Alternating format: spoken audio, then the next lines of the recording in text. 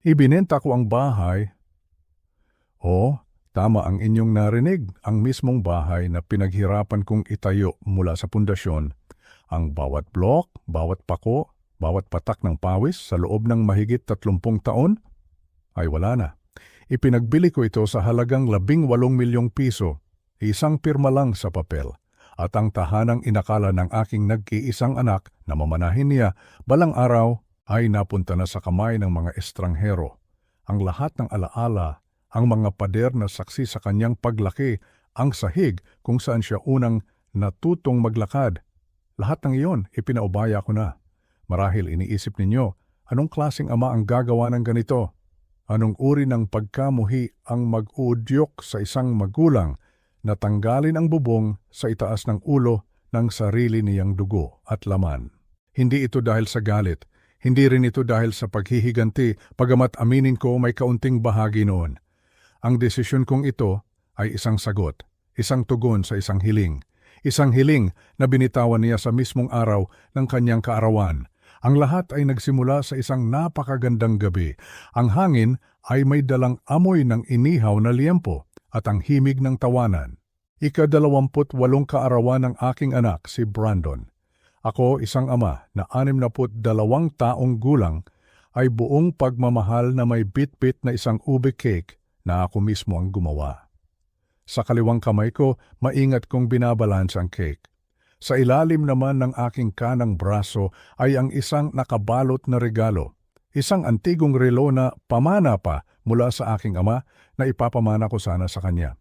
Nakatayo ako sa labas ng aming sliding door, nakangiti, handa na siyang sorpresahin.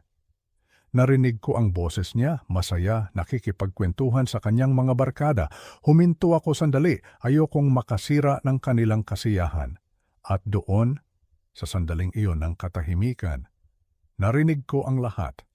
Narinig ko ang kaibigan niyang nagsabi, "Grabe, Brandon, todo bigay talaga ang tatay mo para sa party na to. Ang ganda ng sound system at may paborito ka pang beer." At pagkatapos, narinig ko ang sagot ng sarili kong anak. Ang mga salitang iyon ay tila mga pako na ibinaon sa aking puso. Sinabi niya, "Hay, sinusubukan lang niyang bilhin ang pagmamahal ko gaya ng dati." Akala niya lahat ng bagay nadadaan sa pera.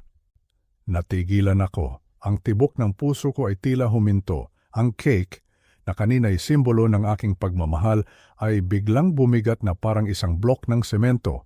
Ang relo, ang pamana ng aming pamilya, ay tila naging isang malamig at walang kwentang bakal. Sumabat pa ang isa niyang kaibigan. At least nag-aalala siya, "Tol, yung tatay ko nga, 6 na buwan na akong hindi tinatawagan." At doon, ipinakita ng aking anak ang tunay niyang kulay, ang kawalan niya ng utang na loob. Sa isang tawang walang bahid ng anumang init o paggalang, sinabi niya, "Si Roberto, laging nasa likod ko, pinipilit akong maghahanap ng trabaho, bumukod, maging responsable. Sa totoo lang, mga tol." Huminto siya sandali at ang sumunod niyang sinabi ang tuluyang dumurog sa akin. Ang pinakamagandang regalo para sa akin ay kung sa wakas ay mawawala na ang matanda sa buhay ko magpakailanman. Mawawala na ang matanda. Ako pala iyon, ang matanda. Hindi na ako si Dad, hindi na ako si Itay. Sa harap ng kanyang mga kaibigan, sa loob ng bahay na ako ang nagpagod, sa pagdiriwang na ako ang gumastos. Ako ay naging ang matanda, isang sagabal, isang istorbo na mas mabuti pang maglaho na lang, 30 taon. 30 taon nang walang tulog na mga gabi noong siya'y sanggol pa. 30 taon ng pagtatrabaho para maibigay ang kanyang pag-aaral, ang kanyang mga laruan, ang kanyang mga luho. Ibinigay ko ang lahat, ang aking oras, ang aking lakas, ang aking mga pangarap para sa sarili ko. Lahat ay isinakripisyo ko para sa kanya, para sa nag-iisang anak ko, at ang kapalit, isang hiling sa kanyang kaarawan na ako'y mamatay na lang o maglaho. Tumalikod ako mula sa pinto. Ang mga kamay ko ay nanginginig. Muntik ko nang mabitawan ang cake. Hindi na ito sakit. Higit pa ito sa sakit. Ito ay isang pagkamulat, isang malinaw na sampal ng katotohanan na ang anak na pinalaki ko ay isang estranghero na walang pagpapahalaga sa akin. Sa sandaling iyon, may nagbago sa loob ko. Ang pagmamahal ng isang ama, ay hindi nawala. Ngunit natabunan ito. Natabunan ng isang bagay na mas malamig, mas matigas at mas mapanuri. Kung ang hiling niya ay ang mawala ako sa kanyang buhay, kung iyon talaga ang magpapasaya sa kanya, sino ako para tumanggi? Pero gagawin ko ito sa aking paraan. Hindi pa ito ang katapusan. Sa katunayan, ito ay simula pa lamang. Hindi nila alam habang sila ay nagkakasayahan at umiinom ng beer na ako ang bumili na ang kanilang mundo ay malapit ng gumuho. Ang aking paglalaho ay hindi magiging isang tahimik na pag-alis. Ito ay magiging isang aral. Isang aral tungkol sa kahalagahan ng pamilya, tungkol sa paggalang at tungkol sa utang na loob. Art, Ava Carfostus, pisalan oras at habang ito line, nagtatawanan pa. Tumawag ako sa pulis. Hindi nila alam na ang katarungan ay paparating na. Bago tayo magpatuloy, mangyaring mag-subscribe po kayo sa aming channel at ipaalam sa amin kung saan kayo nakikinig sa mga komento sa ibaba. Ang cake na hawak ko kanina ay iniwan ko na sa counter ng kusina. Ang dating simbolo ng aking pagmamahal ay isa na ngayong paalala ng isang mapait na katotohanan. Ang frosting nito ay nagsimula ng matunaw, tila lumuluha para sa akin. 10 minuto akong nagpabalik-balik sa kusina mula sa ref hanggang sa bintana, pinagmamasdan ang aking anak at ang kanyang mga kaibigan na nagpapatuloy sa kanilang pagdiriwang. Ang bawat tawa nila ay parang maliliit na karayom na tumutusok sa aking dibdib. Ngunit sa bawat tusok, ang sakit ay unti-unting napapalitan ng isang kakaibang katatagan. Ang puso kong nadurog ay tila nagsimulang tumigas, nagiging bato.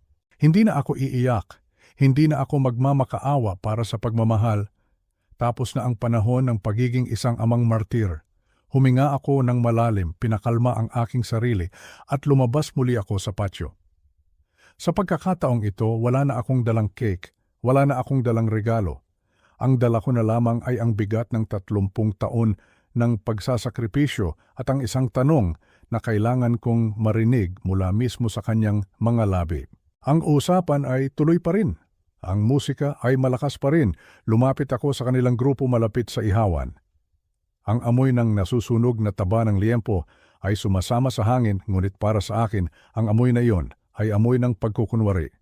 Tumingin sa akin ang ilang bisita marahil ay inaasahan na ako'y muling magiging isang amang nakikisuyo na hihilinging hinaan ng tugtog o pulutin ang kanilang mga kalat. Ngunit may iba sa aking tindig ngayon, may iba sa aking mga mata. Tinawag ko ang kanyang pangalan, Paulo. Ang boses ko, hindi ito galit, hindi rin ito malungkot, ito ay malamig at dahil dito, ito ay may bigat. Naputol ang kanilang tawanan, napahinto ang kanilang kwentuhan. Lahat ng mata ay napunta sa akin. Lumingon si Paulo at sa kanyang mukha ay nakita ko ang inis, hindi ang pagsisisi. Ito ang parehong ekspresyon na nakikita ko sa tuwing nahuhuli ko siyang ginagamit ang aking credit card para sa kanyang mga online na binibili. Ito ang parehong itsura ng magreklamo ang mga kapitbahay dahil sa ingay ng kanyang mga party habang ako ay nag-o-overtime sa trabaho. Isang itsura ng isang taong hindi kailanman natutong managot sa kanyang mga pagkakamali. Pwede ba tayong mag-usap ng sarilinan? Tanong ko. Nagkibit balikat siya ni hindi man lang sinubukang ibaba ang kanyang boses para hindi marinig ng iba. At ang sinabi niya sa akin sa harap ng lahat ng kanyang kaibigan ay isang sampal na hindi ko malilimutan. Sinabi niya, "Dad, kung ano man ang narinig mo, totoo lahat yon.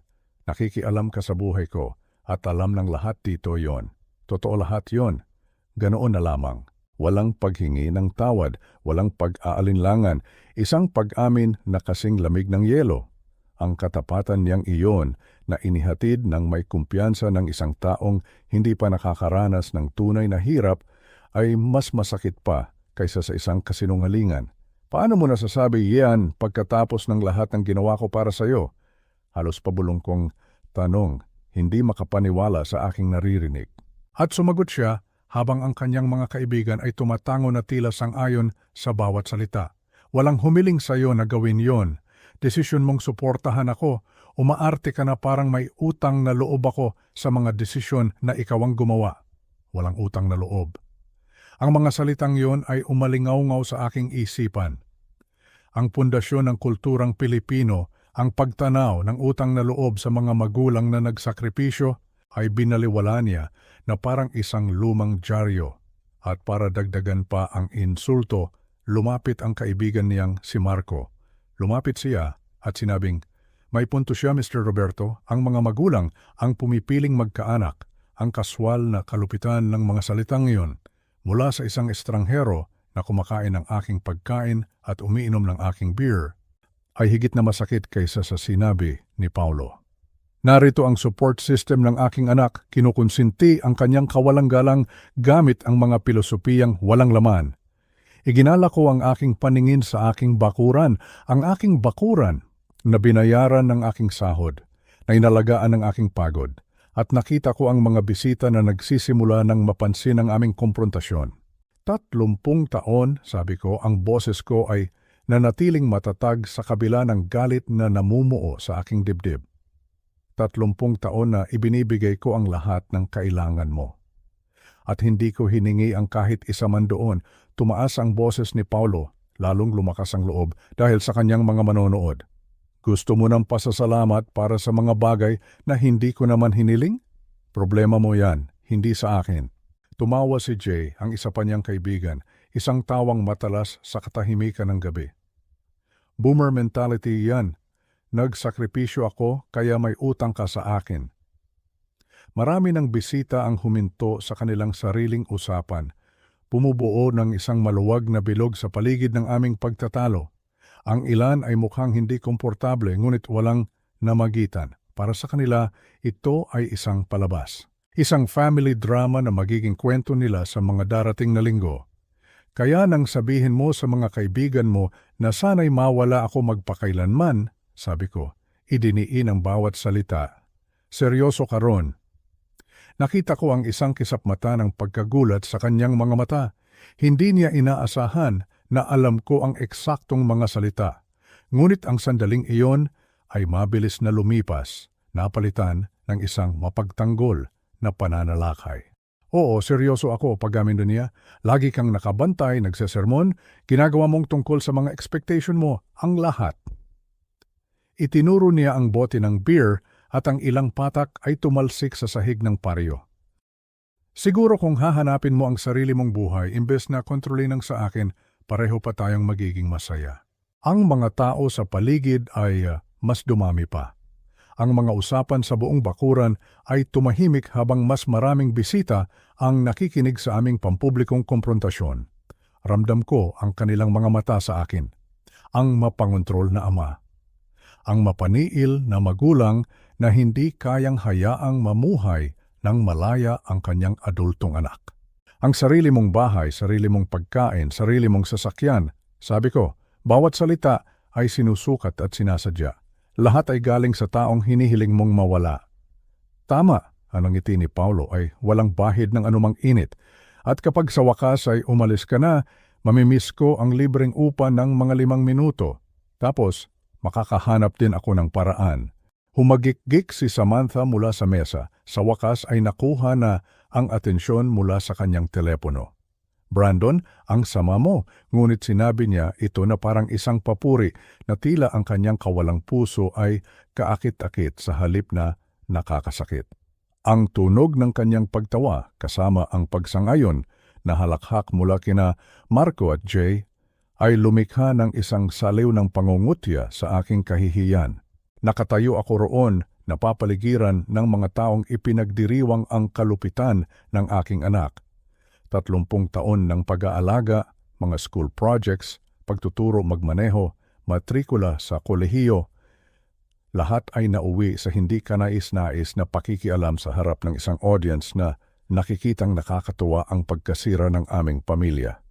Nagpatuloy ang party sa paligid namin.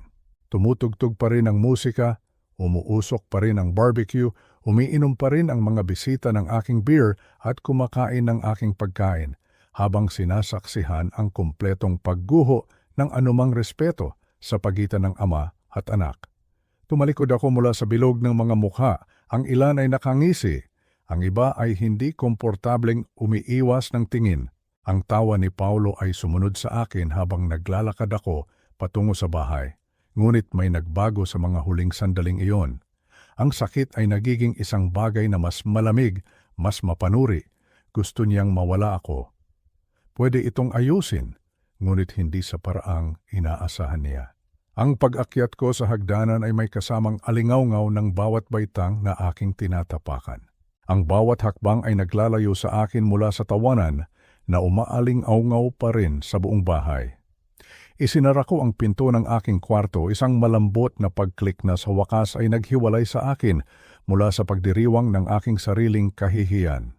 Tumayo ako nang hindi gumagalaw sandali, hinahayaang bumalot sa akin ang katahimikan. Ang ingay mula sa party ay tumatagos pa rin sa mga pader. Mahihinang usapan, kalansing ng mga bote, at ang boses ni Brandon na nangingibabaw sa lahat. Marahil ay may isa na namang biro tungkol sa akin. Sa bintana, nakikita ko ang mga anino ng mga bisita na gumagalaw sa bakuran. Ang salamin sa itaas ng aking aparador ay nagpapakita ng isang lalaki na halos hindi ko na makilala. Kailan ako naging ganitong tao? Isang doormat na sumasalo sa mga insulto ng may tahimik na dignidad, isang taong kinukonsinti ang kawalang galang sa pamamagitan ng patuloy na pagbibigay sa isang taong hinihiling ang aking paglalaho. Ang aking refleksyon ay tumitig pabalik na may mga matang walang laman at bigla ang mga alaala ay bumuhos na parang isang baha. Ang insidente sa kotse noong nakaraang tagsibol ay biglang sumagi sa aking isipan ng may masakit na kalinawan. Dinala ako ni Brandon sa 3 magkakaibang dealership, hinihiling na mag-co-sign ako para sa mga sasakyang hindi niya kayang bayaran. Nang iminungkahi ko ang isang bagay na mas makatwiran, isang segunda manong Toyota Vios na nasa magandang kondisyon, lumingon siya sa salesman na may halong pagkukunwaring hiya. At sinabi niya, pasensya na po kay Itay, hindi niya maintindihan na mahalaga ang imahe sa aking larangan. Ang salesman ay mukhang hindi komportable, ngunit nagpatuloy si Brandon ng may malupit na katumpakan. Akala niya, pagpapakitang tao ang pagmamaneho ng disenteng sasakyan. Ganyan talaga kapag kontento ka na sa mediocrity sa buong buhay mo. Nakatayo lang ako roon, hawak ang aking checkbook, sinasalo ang pampublikong kahihiyan habang naghahanda pa ring tulungan siyang makakuha ng sasakyang kailangan niya. Ang segunda manong kotse na sa huli ay napagkasunduan namin ay nagkakahalaga ng mahigit 700,000 piso. Inireklamo niya ito sa loob ng maraming buwan. Isa pang alaala ang lumitaw, ang hapunan ng Noche Buena kung saan inanyayahan ko ang kanyang mga kaibigan, umaasang makabuo ng tulay sa pagitan namin. Ilang araw akong naghanda, nais ipakita sa barkada ni Brandon na ang kanyang ama ay hindi ang mapangontrol na halimaw na tila inilalarawan niya. At habang kumakain kami ng dessert, sinabi ni Marco, ang kaibigan niya, na may bahagyang panunuya sa kanyang tono, sabi po sa amin ni Brandon, medyo stricto daw po kayo sa lahat, Mr. Roberto. Mahirap po siguro na may nagbabantay sa bawat galaw mo. Tumawa si Brandon, itinaas ang kanyang kopita ng alak. Wala kayong ideya?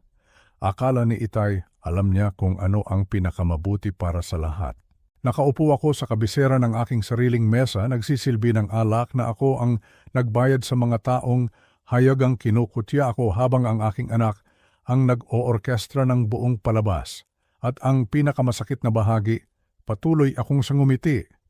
Patuloy na gumanap bilang mabuting host. Patuloy na kinukonsinti ang mismong pag-uugali na sumisira sa anumang posibilidad ng respeto sa pagitan namin. Ngunit ang gabing ito ay iba. Ngayong gabi, sa wakas ay sinabi ni Brandon kung ano talaga ang nasa isip niya. At may isang bagay sa loob ko na permanenteng nagbago. Lumapit ako sa bintana at tumingin sa ibaba, sa bakuran. Naroon siya masigla at kumukumpas gamit ang isang bagong bote ng beer. Malamang ay ikinukwento ang kanyang pinakabagong tagumpay laban sa matanda. Ang kanyang mga kaibigan ay nakapalibot sa kanya na parang mga disipulo, nakasabit sa bawat salita ng kanyang pagtatanghal. Lahat sila ay nakatira sa aking bahay, kumakain ng aking pagkain, umiinom ng aking alak, ipinagdiriwang ang aking pampublikong pagkatalo. Ilang taon ko na bang pinopondohan ang aking sariling kawalang-galang, ang bahagi ng aking isipan bilang isang inhinyero ay nagsimulang gumana. Ang parehong proseso ng pagsusuri na ginamit ko upang malutas ang mga komplikadong problema sa loob ng 3 dekada. Mga variable, mga limitasyon, mga ninanais na resulta. Gusto ni Brandon na mawala ako sa kanyang buhay. Gusto ko ng respeto o kahit man lang isang pagtatapos sa aktibong paghamak. Ang kasalukuyang pamamaraan, pasensya, pagkabukas palad, pag-asa, sa kalaunang pasasalamat ay ganap na nabigo. Oras na para sa isang ibang metodolohiya. Humarap akong muli sa salamin, ngunit sa pagkakataong ito may iba akong nakita. Hindi isang biktima, hindi isang doormat, kundi isang lalaki na may mga mapagkukunan, mga pagpipilian, at ang talino upang gamitin ang mga ito ng epektibo. Si Brandon ay 28 taong gulang at hindi pa nagkakaroon ng totoong trabaho. Wala siyang ipon, walang credit history, walang praktikal na kasanayan sa buhay maliban sa pagkonsumo ng ibinibigay ng iba. Ang kanyang buong pamumuhay ay nakasalalay sa aking patuloy na kahandaang tustusan ang kanyang kaginhawaan habang hayagan niyang kinukutya ang aking pag-iral. Ano ang mangyayari kung ang subsidyong iyon ay bigla na lang mawala? Ang pag-iisip na iyon ay nagpadala ng isang malamig na kalinawan sa aking sistema. Ako ang may-ari ng bahay na ito ng buo. Bawat bayarin sa kuryente, bawat bayad sa insurance, bawat pagtatasa ng buwis sa ari-arian ay nagmumula sa aking mga account. Ang ref na kanyang nililimas, ang internet na kanyang ginagamit, ang kuryenteng nagpapagana sa kanyang mga laro sa gabi, lahat ay akin. Kung tunay na nais ni Brandon na mawala ako sa kanyang buhay, marahil ay oras na upang ipagkaloob ang hiling na iyon, ngunit sa aking mga tuntunin hindi sa kanya. Lumapit ako sa pinto, ang aking kamay ay nakapatong sa hawakan. Nagpatuloy ang party sa ibaba, walang kamalay-malay sa pagbabagong naganap sa taong gumawa ng lahat ng ito na posible. Malalaman na ni Brandon ang pagkakaiba sa pagitan ng kasarinlan at pag-abandona, sa pagitan ng kalayaan at responsibilidad. Humingi siya ng espasyo mula sa impluensya ng kanyang ama. Sa lalong madaling panahon, magkakaroon siya ng lahat ng espasyo na kaya niyang hawakan. 25 minuto ang lumipas mula ng talikuran ko ang bilog ng pangungutya. Ngayon, bumababa ako ng hagdanan ng may sinusukat na mga hakbang. Bawat isa ay naglalapit sa akin sa isang komprontasyon na magbabago sa dynamics ng bahay na ito ng permanente. Ang pinto sa likod ay bumukas sa parehong eksena na iniwan ko.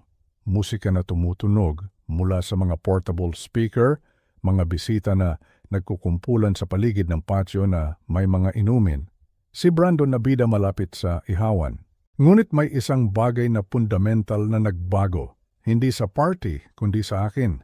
Naglakad ako diretso patawid sa bakuran patungo sa mesa kung saan nakaset up ang sound system. Nagpatuloy ang mga usapan sa paligid ko. Karamihan sa mga bisita ay hindi alam na ang taong nagmamay-ari ng lahat ng kanilang tinatamasa ay gumawa na ng isang desisyon na magbabago sa kanilang gabi. Ang wireless microphone ay nakaupo sa tabi ng mga speaker eksakto kung saan ko inaasahan na makita ito. Kinuha ko ito nang may parehong mahinahong katumpakan na dati kong ginagamit upang magpresenta ng mga solusyon sa engineering sa mga corporate board. Nagpatuloy ang musika ng ilang sandali bago ko nahanap ang volume control. Isang nakabibinging katahimikan ang bumalot sa buong bakuran na parang isang kurtinang biglang bumagsak. Tapos na ang party, ang boses ko ay malinaw na umalingaw-ngaw sa mga speaker sa bawat sulok ng aking ari-arian. Hinihiling ko sa lahat na umalis na sa aking property ngayon din. Ang mga salita ay tumama na may lakas ng isang pisikal na suntok. Ang mga usapan ay naputol sa gitna ng pangungusap. Ang mga bote ng beer ay huminto sa kalagitnaan ng pag-abot sa mga labi. Kahit ang mga pinakalasing na bisita ay naunawaan na may isang mahalagang bagay na naganap. Ang mukha ni Brandon ay dumaan sa isang mabilis na pagkakasunod-sunod ng mga emosyon. Pagkagulat, kahihiyan, at pagkatapos ay bumalik sa pamilyar na kayabangan na nagpakilala sa aming relasyon sa loob ng maraming taon.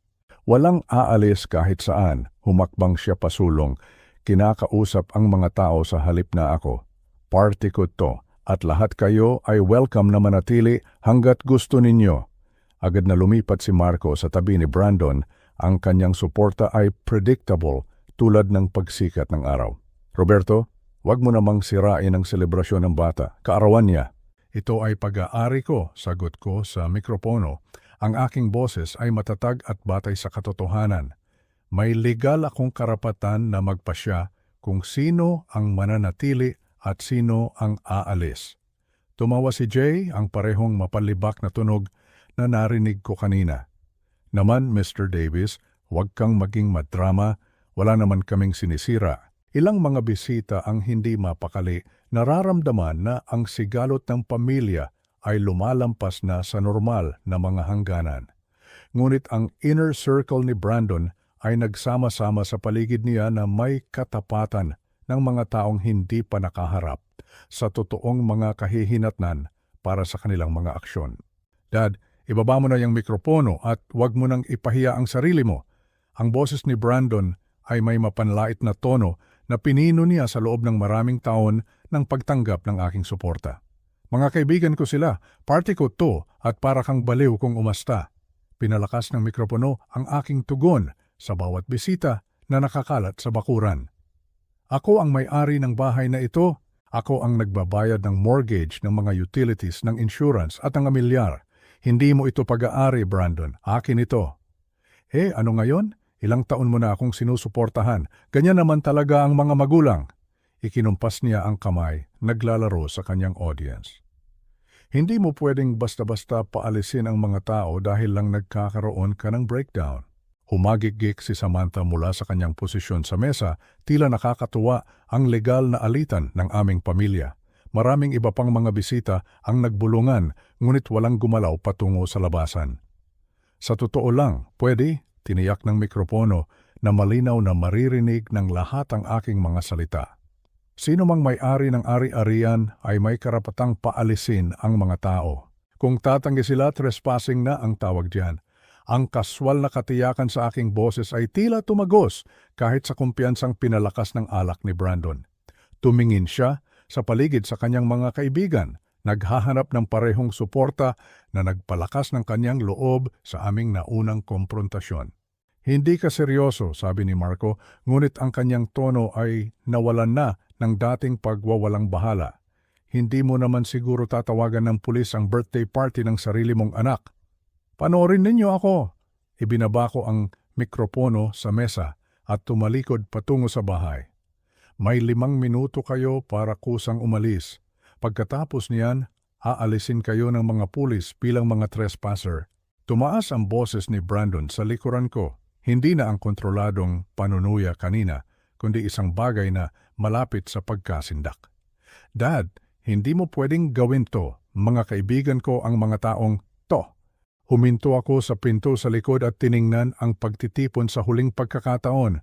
30 taon ng pagho-host sa mga kaibigan ni Brandon, pagbili ng pagkain para sa kanyang mga party, paglilinis ng kalat pagkatapos, at pagtitiis sa kanilang kaswal na kawalang galang sa aking sariling bakuran. Gusto mong mawala ako sa buhay mo, di ba? Sabi ko. Ang aking boses ay naririnig kahit walang amplifikasyon. Ganito ang nangyayari. Kapag wala na ako, kasama kong mawawala ang bahay ko. Ang pinto ay nagsara sa likuran ko nang may malambot na pagklik, pinatahimik ang pagsabog ng mga boses na sumunod. Sa bintana ng kusina, nakikita ko ang mga bisita na nag-aatubiling tumingin patungo sa bahay. Ang ilan ay nagsisimula ng gumalaw patungo sa gate sa gilid. Lumakad ako patungo sa telepono sa dingding at tinawagan ng 191.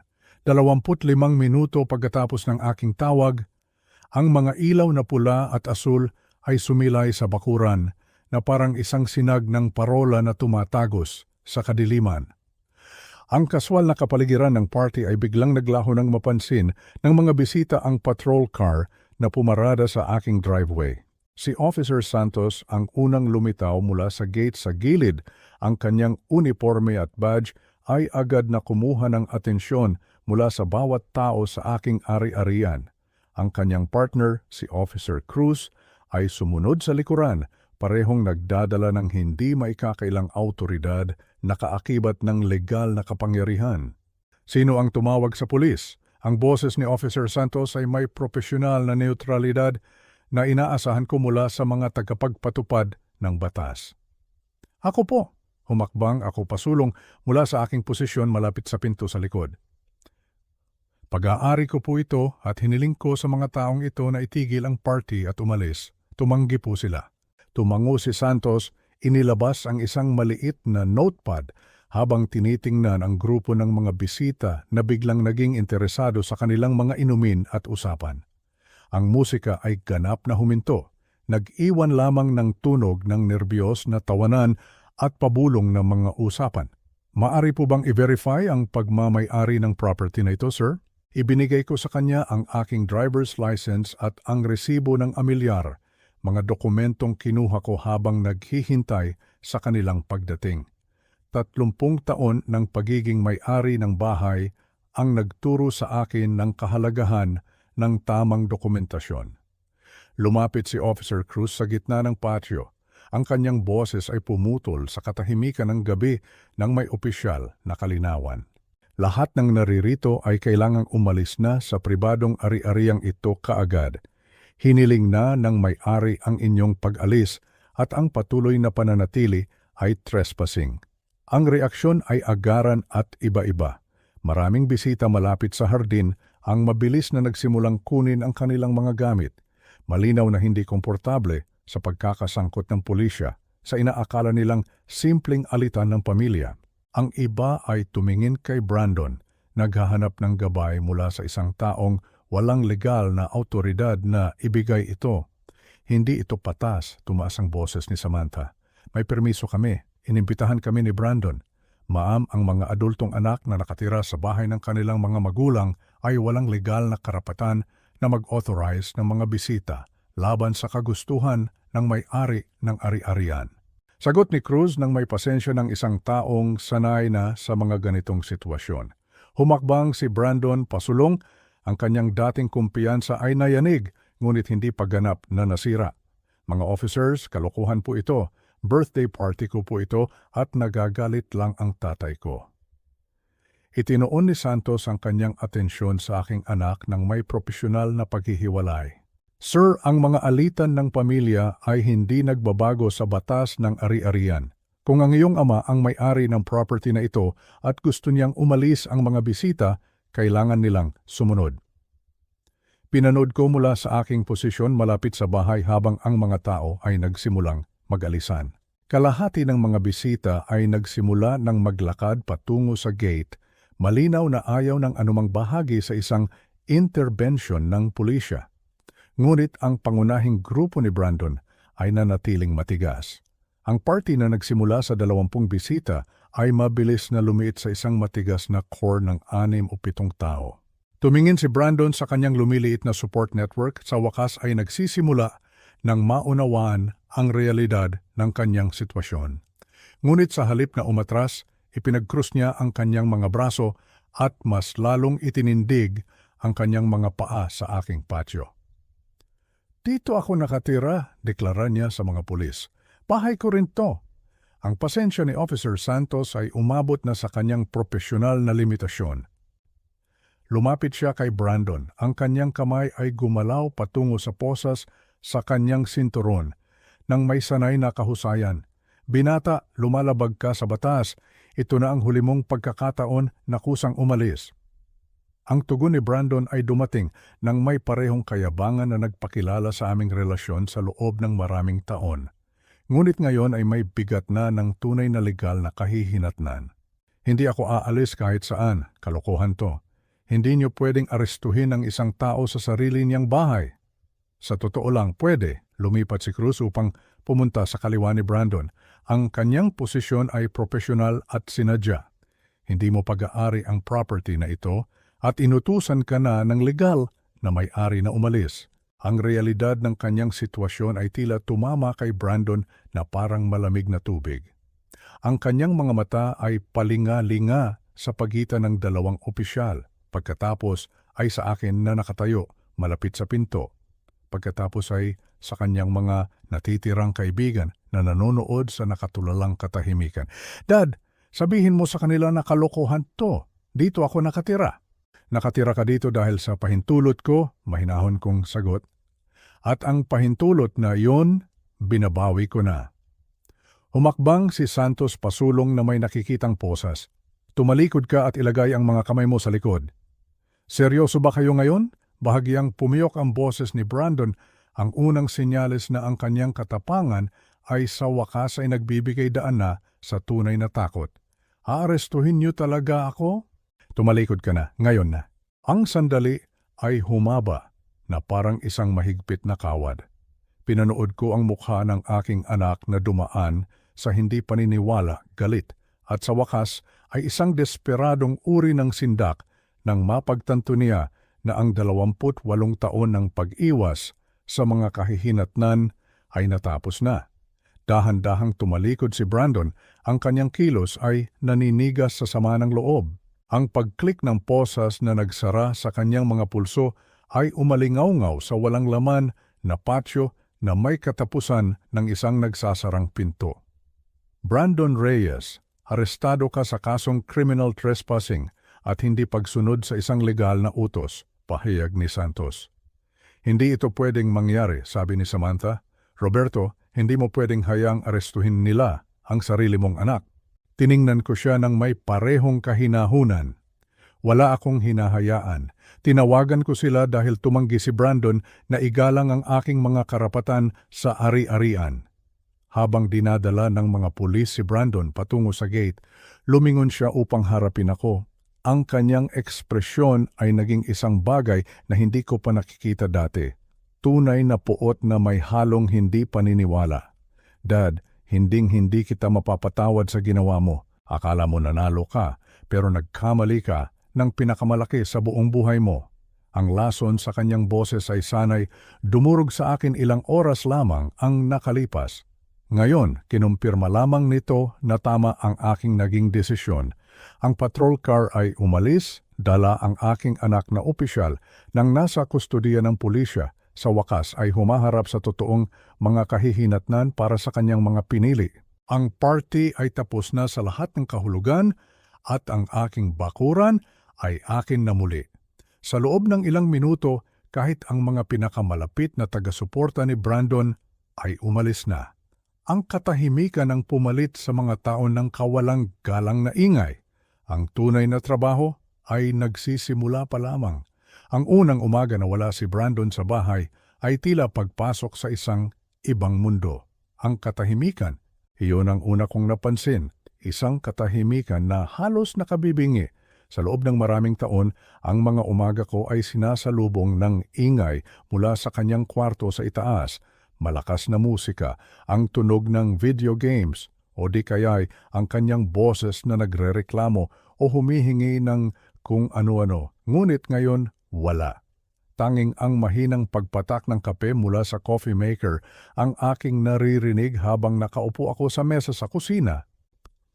Sa kauna-unahang pagkakataon sa loob ng maraming taon, narinig ko ang sarili kong pag-iisip at ang aking isipan ay napakalinaw. Ang unang ginawa ko ay tumawag sa City Hall. Isang mabilis na tawag lamang, kinumpirma ko ang sinabi ni Officer Cruz noong gabing iyon. Si Brandon ay mananatili sa kulungan sa loob ng 14 na araw. 2 linggo. Ang kanyang release date ay naka-schedule sa ika-29 ng Abril, alas 9 ng umaga. 14 na araw, eksaktong 2 linggo, para ipatupad ang planong nagsimulang mabuo sa aking isipan sa mga huling sandali ng kanyang pag-aresto. Ang 2 linggo na iyon ay hindi magiging panahon ng pagdadalamhati. Ito ay magiging panahon ng pagkilos. Sa mga sumunod na araw, kumilos ako ng may metodolohikal na katumpakan na humubog sa aking karera bilang isang inhinyero. Ang unang hakbang ay ang pagkalap ng impormasyon. Kailangan kong makita ng malinaw ang tunay na sitwasyon ni Brandon kumpara sa pantasyang kanyang pinamumuhayan. Inilabas ko ang mga financial records na sumasaklaw sa nakalipas na 5 taon. Mga resibo, mga bank statement, mga bill ng kuryente at tubig, tiningnan ko ang bawat numero at sa bawat numero, mas lalong lumilinaw ang bigat ng aking pasanin. Ang katumbas ng upa sa aming lugar para sa isang bahay na tulad ng sa amin ay humigit kumulang 30,000 piso kada buwan. Ang mga bayarin sa Meralco at Maynilad kasama ang internet ay aabot sa 15,000 piso. Ang gastos sa pagkain na aking sinasagot, humigit kumulang 20,000 piso buwan-buwan kung isasama ang kanyang mga midnight snack at ang mga pagkaing ino-order niya online. Isama pa ang insurance, maintenance ng bahay, amilyar, at iba pang mga gastusin. Ang tunay na halaga ng kanyang pamumuhay, ang tunay na halaga ng pagsuporta sa kawalan niya ng trabaho ay umaabot sa halos 85,000 piso bawat buwan. 85,000. Katumbas iyon ng mahigit 1,000,000 piso bawat taon. 1,000,000. Ang numerong iyon ay tumatak sa aking isipan. Iyon ang halaga ng aking sakripisyo, hindi pa kasama ang mga karagdagang gastos para sa kanyang mga party, ang gas money na lagi niyang hinihingi at ang iba't ibang emergency na nangangailangan ng agarang tulong pinansyal. Habang tinitingnan ko ang mga numero, hindi galit ang aking naramdaman, kundi isang malamig na pagkadismaya. 1,000,000 piso kada taon para sa isang taong ang tanging hiling ay ang aking paglalaho. Sa aking pagsasaliksik, sinilip ko rin ang kasalukuyang kondisyon ng merkado ng real estate. Ang mga bahay na katulad ng sa aming subdibisyon ay naibebenta sa pagitan ng 15 milyon hanggang 20 milyong piso, depende sa kondisyon at eksaktong lokasyon. Ang sa akin na maingat kong inalagaan at kamakailan lamang ay naipaayos, ay malamang na makuha ang mas mataas na halaga sa saklaw na iyon. Ang bawat peso na iyon ay kumakatawan sa isang patak ng aking pawis. Ang alaala na patuloy na bumabalik sa mga tahimik na araw ng pagpaplano ay ang insidente sa isang job fair noong nakaraang Nobyembre. Dinala ko si Brandon doon, hinintay ng may pasensya habang siya ay nagpapasa ng mga aplikasyon. Tinulungan ko pa siyang mag-ensayo para sa mga interview noong gabi bago iyon. Ngunit bumalik siya mula sa bawat interview na may mga detalyadong paliwanag kung bakit hindi angkop ang mga posisyon. Masyado daw micromanager ang manager. Ang sahod daw ay isang insulto para sa isang taong may potensyal na tulad niya. Ang biyahe daw ay kakain sa kalahati ng kanyang sahod. Sa loob ng 1 linggo, nalaman ko sa pamamagitan ng isang kaibigan na sinadya ni Brandon na isabotahe ang bawat interview.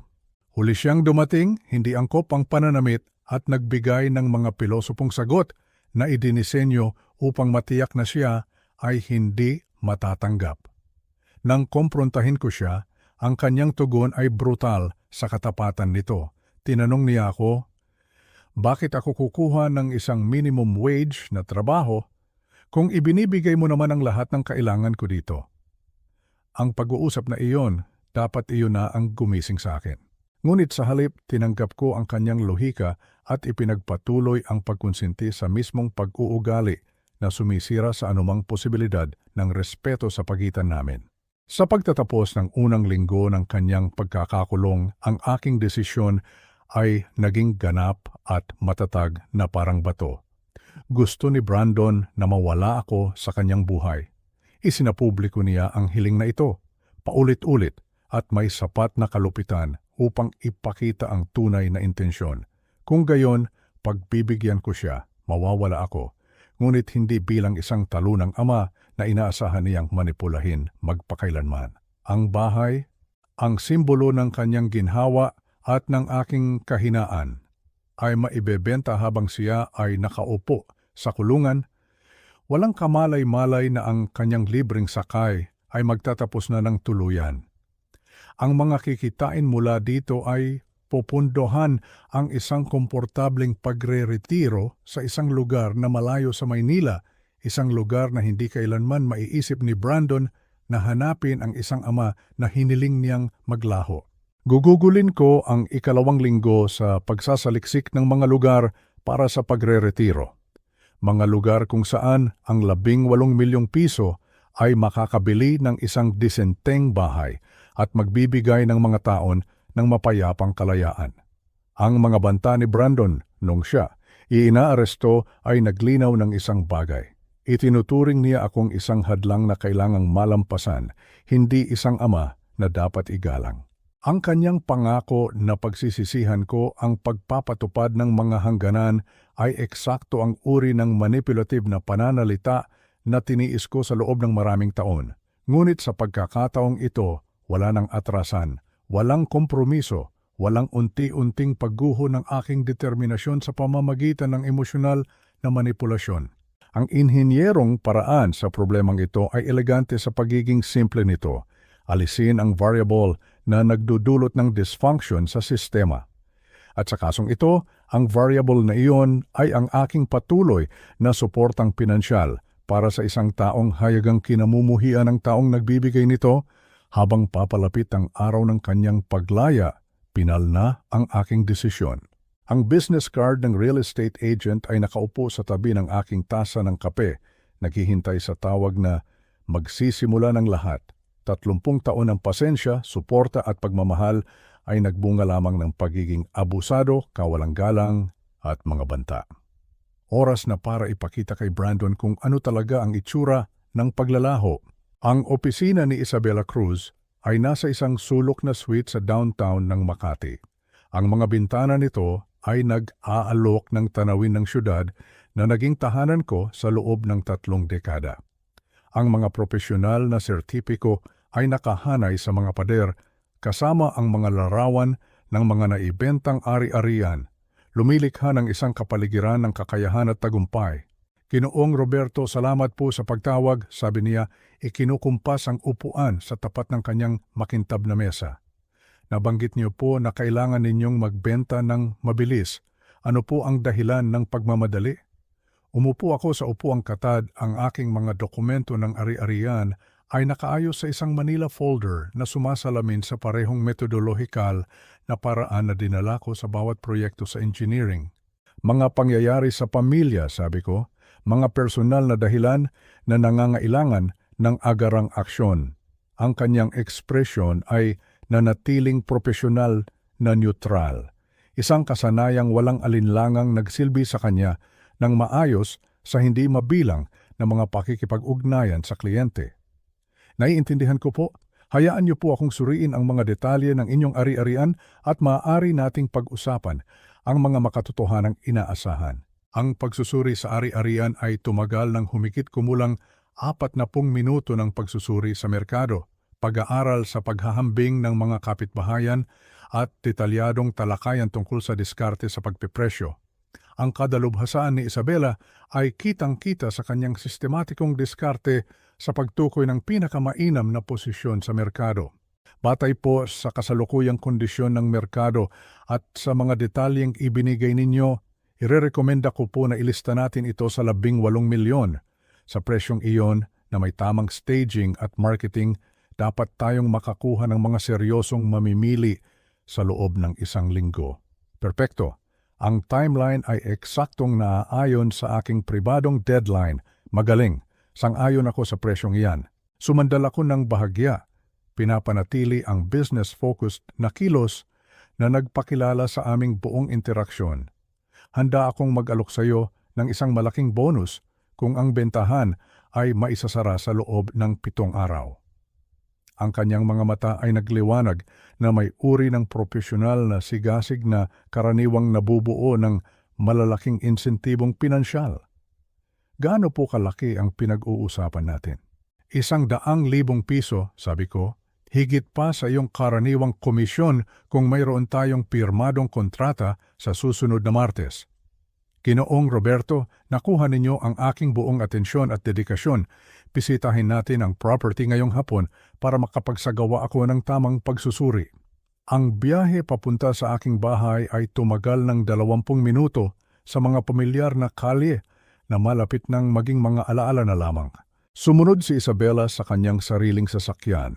Ang paglalakad sa aking tahanan kasama ang isang taong sinusuri ang halaga nito sa merkado ay lumikha ng isang hindi inaasahang emosyonal na karanasan. Ang bawat silid ay may mga alaala ng pagkabata ni Brandon. Mga birthday party, mga session ng homework, ang unting pagbabago mula sa isang mapagpasalamat na bata tungo sa isang abusadong adulto. Ang antas ng maintenance ay pambihira obserbasyon ni Isabela, kinukuhanan ng litrato ang na-update na kusina at ang bagong varnish na mga sahig na hardwood. Ang property na ito ay magiging maganda sa mga viewing. Kung ano man ang iyong irekomenda, ang gastos ay hindi ang pangunahing alalahanin, sagot ko. Gumagalaw siya sa bawat silid ng may sanay na kahusayan, pinibigyang pansin ang mga detalye ng arkitektura, natural na ilaw, at ang mga uri ng tampok na umaakit sa mga mamimili sa aming mapagkumpetensyang merkado. Ang kanyang pagtatasa ay nagkumpirma sa kung ano ang iminungkahi ng aking pananaliksik. Ang bahay ay perpektong nakaposisyon para sa mabilis na pagbebenta. Sa totoo lang, Ginoong Roberto, ang mga ari-arian sa ganitong kondisyon ay hindi nagtatagal sa merkado. Sa tamang diskarte sa marketing at mapagkumpetensyang pagpepresyo, tiwala akong magkakaroon tayo ng maraming alok pagsapit ng weekend. Maraming alok. Nangangahulugan iyon ng posibleng bidding wars na maaaring magpataas ng huling presyo ng higit pa sa aming target. Ang 2 linggong sentensya ni Brandon ay nagbibigay ng mga kalamangan na hindi ko inaasahan nang unang mabuo ang planong ito. Bumalik kami sa kanyang opisina at ang negosasyon sa kontrata ay nagpatuloy ng may kahangahangang kahusayan. Mga karaniwang seller disclosure form, mga kasunduan sa diskarte sa marketing, at mga detalye ng timeline ang pumuno sa hapon. Magpapakuha po ako ng mga profesional na litrato bukas ng umaga, paliwanag ni Isabela habang inaayos ang mga pirmadong papeles. Ang listing ay magiging live sa Huwebes at may open house na naka-schedule sa Sabado at Linggo. Dahil sa pagmamadali at sa bonus, ang property na ito ang magiging absolute priority sa aking schedule. Ang arrangement ng bonus ay nakabalangkas bilang performance-based compensation, ganap na legal at profesional. Ang 100,000 piso ay kumakatawan sa malaking motibasyon para sa isang ahente na ang taon ng kita ay nakasalalay sa mga matagumpay na pagsasara. Habang naghahanda akong umalis, tinanong niya ako, Ginoong Roberto, kailangan ko pong itanong, nagpaplano po ba kayong lumipat? Tila higit pa ito sa downsizing lamang. Isang kumpletong pagbabago sa buhay, sagot ko ng totoo, bagaman ang buong konteksto ay tiyak na magugulat sa kanyang profesional na pagpipigil. Minsan ang mga pangyayari ay nangangailangan ng mga dramatikong desisyon. Tumango siya ng may uri ng pag-unawa na nagmumungkahi ng karanasan sa mga kliyenteng dumadaan sa mga malalaking pagbabago sa buhay. Kung gayon, sisiguraduhin kong magiging maayos ang transition na ito hanggat maaari. Ang mga pirmadong kontrata ay may bigat sa aking mga kamay habang paalis ako sa kanyang opisina. 7 araw na lang ang natitira bago ang nakatakdang paglaya ni Brandon at ang mekanismo para sa kanyang tunay na aral sa mga kahihinatnan ay legal ng dokumentado at profesional na pinamamahalaan. May isa pa akong sinabi. Huminto ako sa pinto ng kanyang opisina. Maaring kailanganin kong i-coordinate ang timing ng napakatumpak. Pwede mo ba akong i-update kaagad sa sinumang interesadong mamimili? Absolutely, sagot niya. Magkakaroon kayo ng real-time updates sa bawat viewing, bawat inquiry, bawat alok. Mabilis itong gagalaw. Naglakad ako patungo sa aking sasakyan na may kasiyahan ng isang taong nag-convert ng mga taon ng pagpaplano sa konkretong aksyon.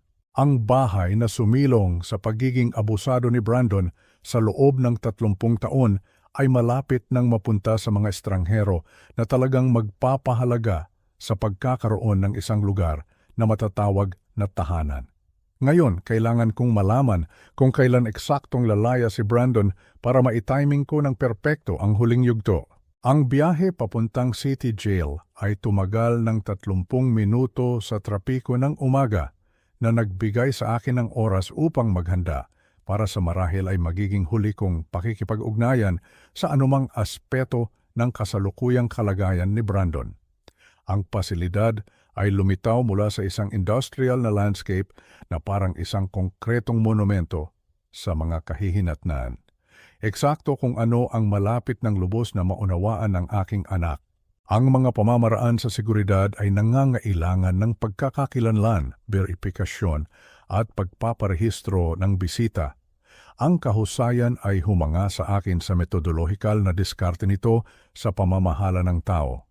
Kailangan ko po ng impormasyon tungkol sa isang inmate, sabi ko sa corrections officer sa visitor information desk.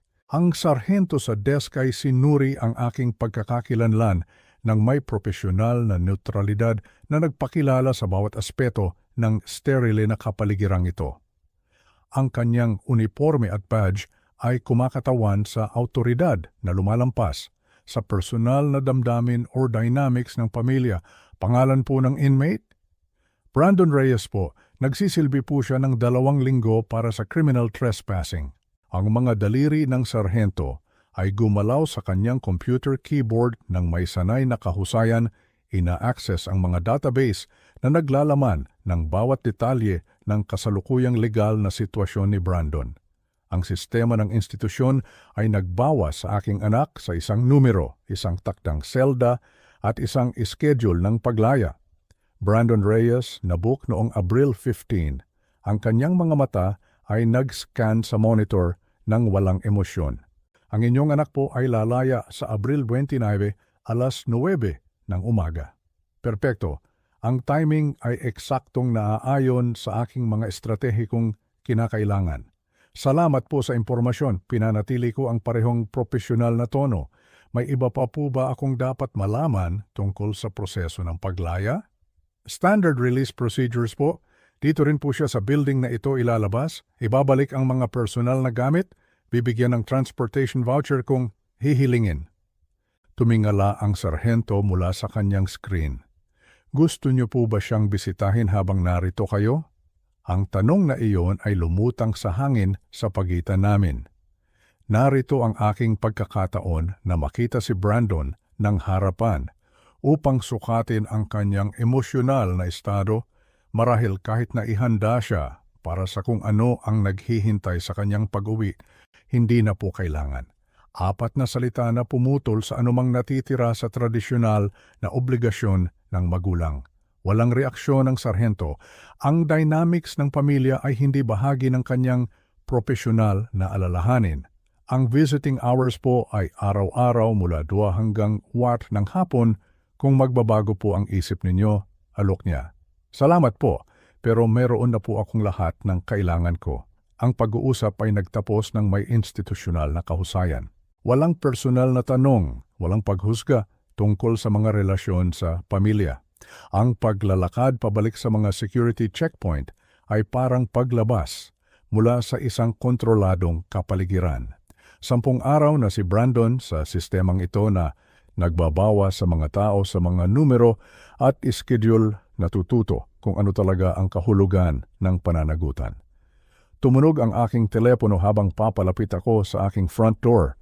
Ang pangalan ni Isabela ay lumitaw sa caller ID. Roberto Davis po, sagot ko. Magandang balita po. Ang masayang boses ni Isabela ay dumaan sa aking telepono. Tinanggap po ng pamilya Garcia ang ating asking price. Buong cash offer, walang contingencies. Ang pagsasara po ng bentahan ay bukas ng umaga, alas 9:30. Perpektong timing. Si Brandon ay lalaya ng alas 9, magbibigay sa kanya ng sapat na oras upang umuwi bago matuklasan na ang tahanan ay hindi na umiiral sa anumang makabuluhang kahulugan.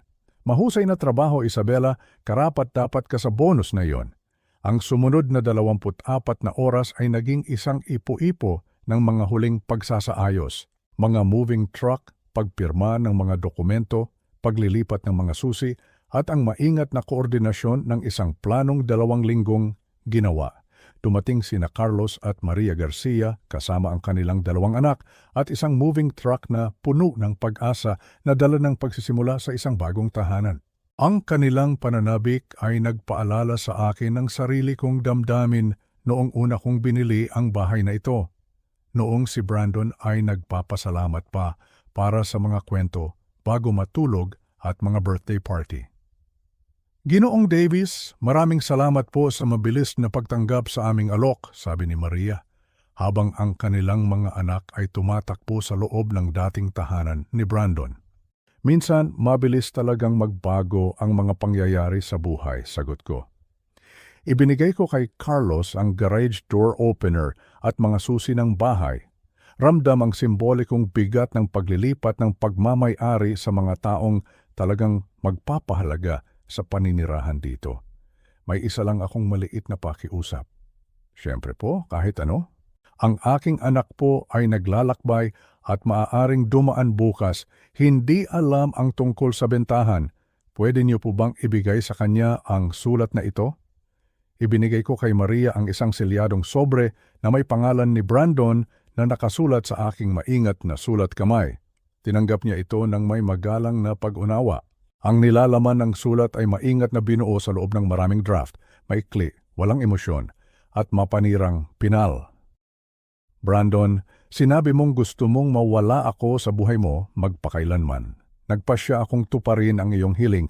Ang bahay ay naibenta na. Maglalakbay ako ng matagal at hindi makokontak. Ngayon, nasa iyo na ang kalayaan na lagi mong hinihingi. Roberto, 40 salita na nagbubod sa 30 taon ng suporta, pamumuhunan at naipong kawalang galang. Walang forwarding address, walang paliwanag sa timeline, walang pagkakataon para sa negosasyon o emosyonal na manipulasyon. Matapos manirahan ang pamilya Garcia sa kanilang bagong tahanan, naglakad ako papunta sa bahay ng aking kapitbahay na si Mang Tomas. Dala ang isang maliit na maleta at isang pakiusap na maglalagay sa akin sa perpektong posisyon para sa revelasyon kinabukasan. 15 taon ko ng kapitbahay si Mang Tomas, isang maaasahang tao na tumutulong sa pag-aayos ng kung ano-ano at tumatanggap ng mga package kapag naglalakbay ako para sa trabaho. Ang aming pagkakaibigan ay nasa komportabling antas ng respeto sa isa't isa nang walang labis na personal na panghihimasok. Pwede ba akong makituloy sa iyo ng ilang araw, Thomas? Tanong ko. Nasa pagitan ako ng mga tirahan. Oo naman, kaibigan, anong nangyari sa bahay? Umusog siya para papasukin ako sa kanyang pamilyar na sala, kung saan paminsan-minsan kaming nagkakape at nag-uusap tungkol sa mga chismis sa kapitbahayan. Ibinenta ko na, sabi ko. Oras na para sa mga malalaking pagbabago sa buhay ko. Ang kanyang ekspresyon ay nagpakita ng tunay na pag-aalala na may halong pag-usisa. Ngunit si Mang Tomas ay laging may karunungan na iwasan ang pag-usisa sa mga personal na bagay na hindi kusang inaalok. Paano si Brandon? Saan siya titira pagbalik niya mula sa kung saan man siya nanggaling? Si Brandon ay isang adulto na, sagot ko. Makakahanap siya ng sarili niyang paraan. May isang bagay sa aking tono na marahil ay nagpahiwatig ng katapusan ng pahayag na iyon dahil tumango si Mang Tomas nang hindi na nagpatuloy sa paksa. Ang kanyang guest room ay komportable at, higit sa lahat, nakaposisyon na may perpektong tanawin sa harap ng aking dating tahanan. Noong gabing iyon, umupo ako sa tabi ng bintana ni Mang Tomas. Pinagmamasdan ang pamilya Garcia na nag-aayos ng mga kahon at kasangkapan sa mga silid kung saan kinugol ni Brandon ang mga taon sa pagwawalang bahala sa aking kabutihang loob. Bukas ng umaga, maglalakad siya sa driveway na iyon na inaasahan na ipagpatuloy ang kanyang komportableng pamumuhay ng kawalan ng trabaho na tinustusan ng pagkonsinti ng magulang. Sa halip, makakatagpo siya ng mga estranghero na nagmamay-ari ng lahat ng bagay na ipinapalagay niyang laging magagamit para sa kanyang paggamit. Ang katumpakan ng inhinyerong plano ng paghihiganting ito ay nagbigay kasiyahan sa bawat aspeto ng aking metodologikal na kalikasan. Mga variable na kontrolado, timeline na nakasynchronize, mga mapagkukunang inilaan ng mahusay at ninanais na resulta na garantisado sa pamamagitan ng mga legal na channel na si Brandon mismo ang nagpasimula. Kumatok si Mang Tomas sa pinto ng guest room bandang 10:00 ng gabi, nagdadala ng mga sariwang tuwalya at ang uri ng praktikal na hospitalidad na nagpakilala sa aming buong pagkakaibigan. Nandito na lahat ng kailangan mo, Roberto. Lahat ay perpekto, Tomas. Salamat sa tuluyan. Manatili ka hanggat kinakailangan, sabi niya. Anuman ang nangyayari sa sitwasyon ng iyong pamilya, may suporta ka dito. Iniwan niya akong mag-isa sa aking mga iniisip at sa aking tanawin ng bahay kung saan inaasahan ni Brandon na magpatuloy sa pamumuhay sa aking gastos. Bukas ay magdadala ng tunay na aral sa mga kahihinatnan na ihahatid ng may parehong katumpakan na dati kong inilapat sa paglutas ng mga komplikadong problema sa engineering. Ang huling nakita ko bago patayin ang mga ilaw ay si Maria Garcia na isinasara ang mga kurtina sa kung ano ang dating bintana ng kwarto ni Brandon. Ang pagsasara ng mga kurtinang iyon ay parang pagsasara ng isang kabanata. Isang mahaba, masakit at magastos na kabanata ng aking buhay. At bukas magsisimula ang isang bago para sa akin at tiyak para din kay Brandon. Ang gabi ay mahaba at tahimik. Ang katahimikan bago, ang isang hindi maiiwasang bagyo. At ako ay handang-handa na para dito. Dumating ang 9:30, medya nang may katumpakan na 2 linggo kong pinaghandaan. Mula sa bintana sa itaas ng bahay ni Mang Tomas, nakita ko si Brandon na lumiko sa aming kalye, naglalakad ng may kumpiyansa ng isang taong bumabalik sa kanyang teritoryo. Ang itsura niya, bahagyang payat, suot pa rin ang damit noong siya'y arestuhin, may dalang isang maliit na plastic bag. Ang kanyang tindig ay walang bahid ng pagpapakumbaba, tanging ang pananabik na makabalik sa kanyang komportabling buhay. Lumapit siya sa tarangkahan, walang pag-aalinlangan at inilabas ang mga susi na hindi naggagana sa mga kandado na hindi na kanya. Ang tanawing iyon, ang kanyang kumpiyansang pag-abot sa isang pinto na pag-aari na ng iba, ay tila isang perpektong metapora para sa lahat ng mali sa aming relasyon. Ang mga anak ng pamilya Garcia ay naglalaro sa harapan. Ang tunog ng mga di pamilyar na boses ang nagpatigil sa kanya. Ang kanyang ekspresyon ay nagbago. Mula sa kumpiyansa naging pagkalito, nakita kong kinausap niya si Carlos. Nakita ko ang pagtaas ng kanyang boses. At pagkatapos, lumabas si Maria, dala-dala ang selyadong sobre. Ang sobre na naglalaman ng 2 linggong pagpaplano na isiniksik sa 40 salita. Tinanggap ni Brandon ang sobre. Ang kanyang mga daliri ay bahagyang nanginginig habang pinupunit niya ang selyo.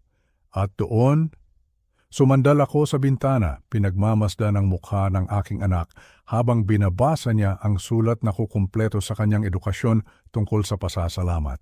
Ang pagbabago sa kanyang mukha ay eksakto sa inaasahan ko. Pagkalito, hindi paniniwala, lumalaking pag-unawa, at sa huli, ang mapanirang katotohanan. 28 taon ng pag-asa sa iba, ng manipulasyon at ng kawalang galang ay humantong sa sandaling ito. Hindi ito pwedeng maging totoo. Narinig ko ang kanyang mahinang bulong, ang kanyang boses, nawalan na ng lahat ng yabang. Napalitan ng isang bagay na malapit sa sindak. Nakita kong nanghina ang kanyang mga tuhod. Napasandal siya sa mailbox na hindi na sa aming pamilya. Ang plastic bag mula sa kulungan ay nahulog mula sa kanyang pagkakahawak. Ikinalat ang iilang gamit niya sa sementadong daan na dati patungo sa kanyang tahanan. At pagkatapos, umiyak siya. Hindi ang galit na iyak na nakita ko noong bata pa siya, hindi ang manipulative na luha, kundi ang tunay at nakakadurog na mga hikbi ng isang taong sa wakas ay naunawaan ang tunay na halaga ng kanyang mga pinili. Sa kauna-unahang pagkakataon sa kanyang buhay, naramdaman niya ang tunay na pagkawala. Ang hustisya ay perpekto. Natanggap niya ang eksaktong hiniling niya. Ngunit habang pinagmamasdan ko ang kanyang gun,